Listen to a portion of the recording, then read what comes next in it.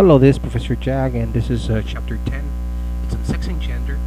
It's an important chapter to cover, and aside from race and ethnicity, and another variable important in society through which by which people get discriminated is by gender, by sex, right? And so, yeah, it's an important chapter again. It relates to it's one of our first family chapters. I call them family chapters because they do relate to traditional gender roles versus liberalism in terms of family unit, and so on. Chapter 10, chapter 10 is on sex and gender. We'll have the family chapter, we'll have the religion chapter, and these chapters are important and fundamental for the writing of your paper. Okay, so what is sex and what is gender? Sex refers, same as race and ethnicity, remember? It refers to the physical, biological differences between men and women. That's what sex is, right? Okay, now gender refers to the social, psychological, and even cultural attributes of masculinity and femininity that are based on the previous biological distinctions.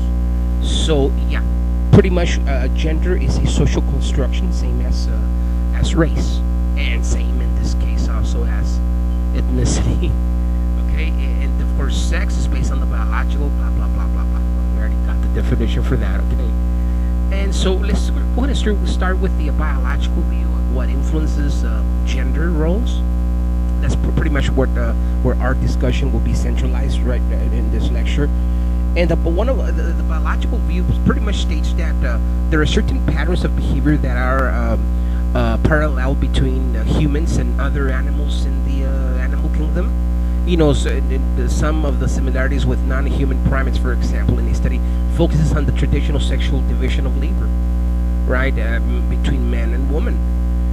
Behaviors such as war, territoriality, instincts like maternal instincts and the etc., right, that may actually be observed between men and women, between male and female in the animal kingdom, were also very, very like human patterns of behavior. And so it's just to say that we're just another race, another species in the animal kingdom that follows the same patterns as other animals, primates and non-primates. Okay, so genetics and biological traits, pretty much saying that a lot of our behavior will go ahead and be genetical by genes, genetics, and we inherited a lot of that, and in terms of our behavior, also certain levels of like estrogen, oxytocin, have an effect on us as people in how we behave. And estrogen, for example, testosterone is higher in males versus females, therefore, and we understand what testosterone does. It makes us more aggressive, we develop muscles, we develop even personality, right, that is non-tolerant, patient, and so on, and we're more aggressive, right? And so yeah, these are like biological traits and chemistry and so on. I'm not very enthusiastic about the biological view, because what happens is this, all right? It's mostly, we believe in sociology. I believe that most sociologists and experts believe that it all has to do with the environment. It's the so-called nature versus nurture debate. Most of it is the exposure, the environment, what you're exposed to, what other people, the people you're raised with, your parents, your peers, who you hang around. There are traits that we cannot ignore the nature aspect to the social development of the individual, like we discussed in the socialization chapters, right?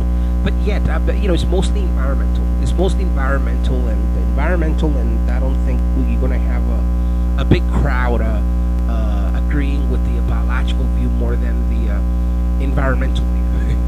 All right, so sex and gender.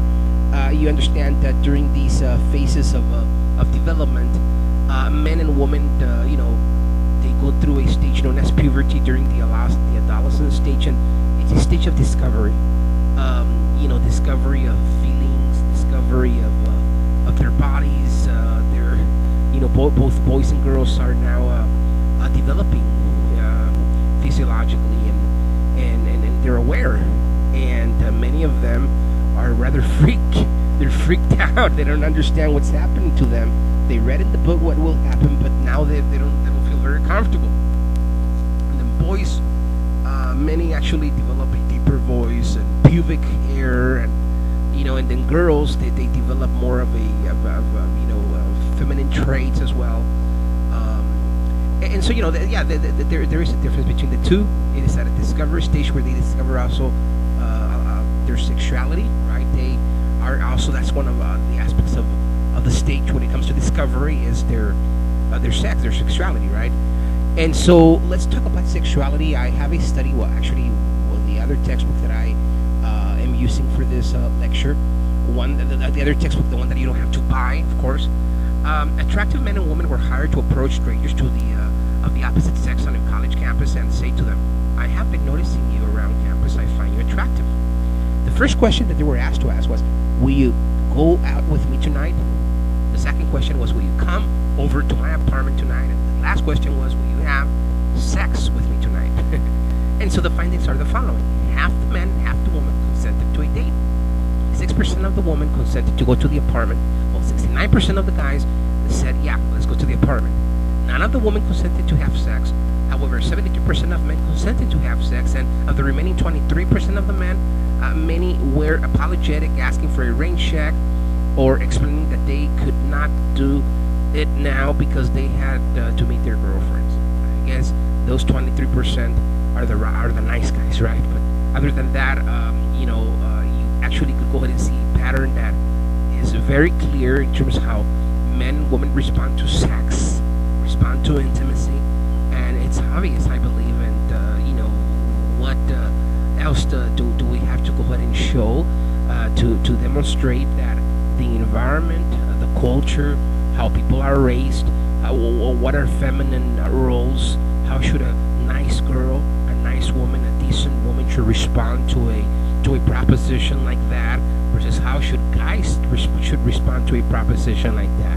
So yeah, I mean, it has to do with a lot of it has to do with the environment and the way you're brought up, yeah, the values and so on. And so in certain societies, both men and women are more liberal thinkers than in more traditional societies. That is definitely associated with higher rates of religious people. Okay, so religion has something to do with it, like I just said right now. So then let's go into the religious view. What would religion say? And we're discussing the concepts of tradition versus modernism and the culture.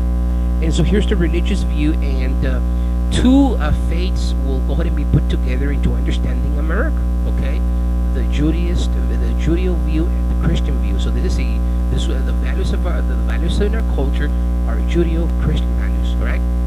So let's go ahead and go to the Old Testament, and of course, this is whether the author of the textbook quoted this. Believe me that the author did quote this, not me. Okay, so let's see. And the Lord God said, "It is not good for that the man should be alone. I will make a helpmate for him." And the rib which the Lord God had taken from man made he a woman, and brought her unto the man.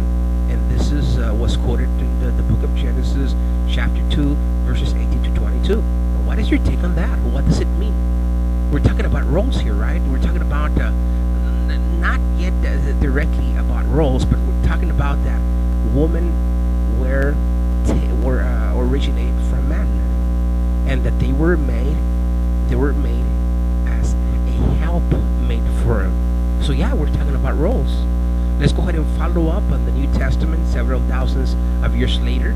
Now we're talking about the Christian the view that is related to the Judeo.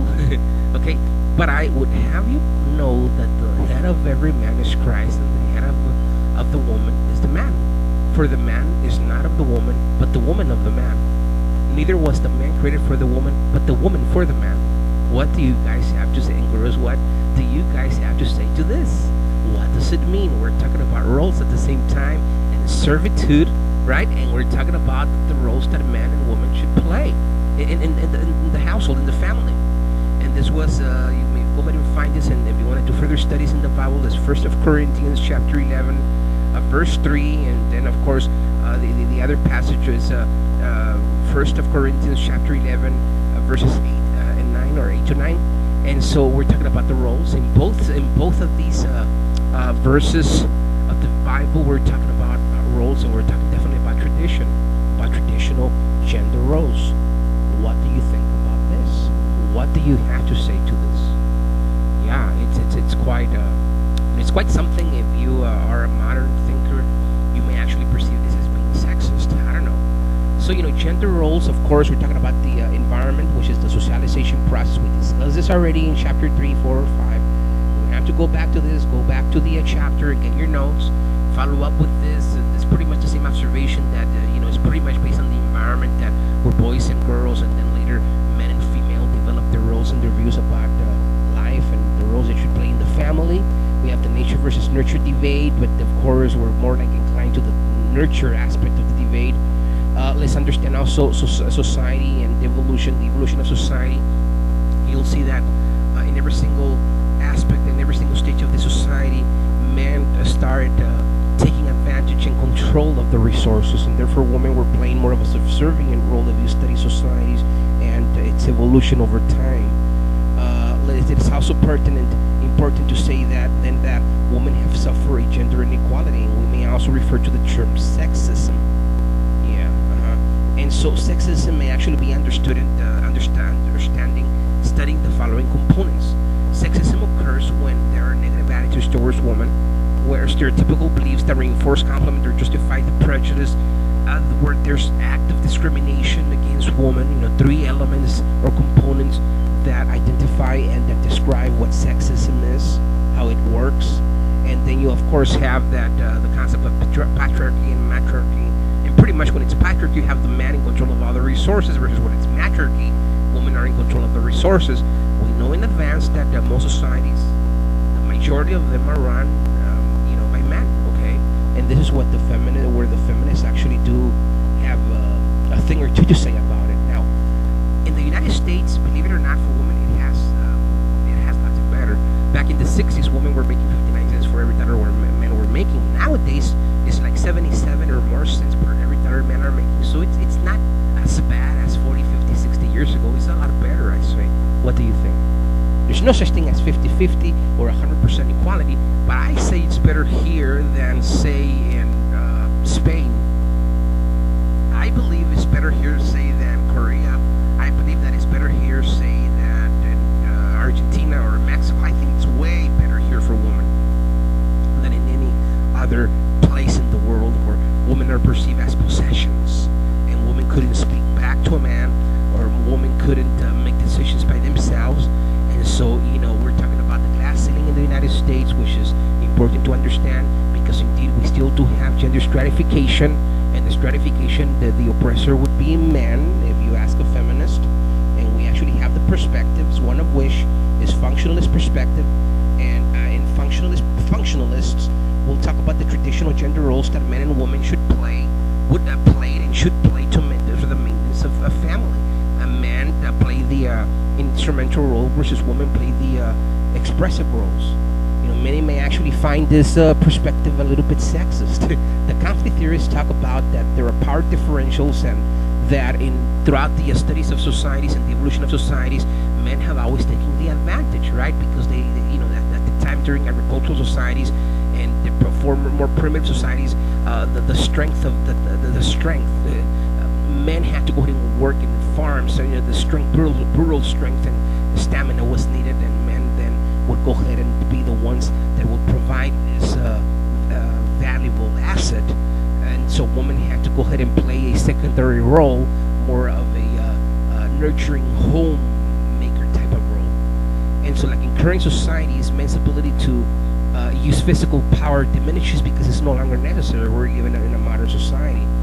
And so, and then of course we have the last of the perspectives, but not the least of the perspectives. You're probably I don't know if you're gonna like this last perspective, but it's the feminist perspective, and they're in pursuit of equality, the equal rights, the abolishment of patriarchy, to eliminate capitalism, to abolish racism for the non-white woman. All four pretty much identify one thing for sure, that men are the oppressors, not just the institutions like the conflict theorists would say, because feminists are like conflict theorists, but indeed they're targeting men as being the oppressor. They want equality. They may actually want a third or fourth feminist movement. Wow, this was a lot. Thank you very much. This is Professor Jack.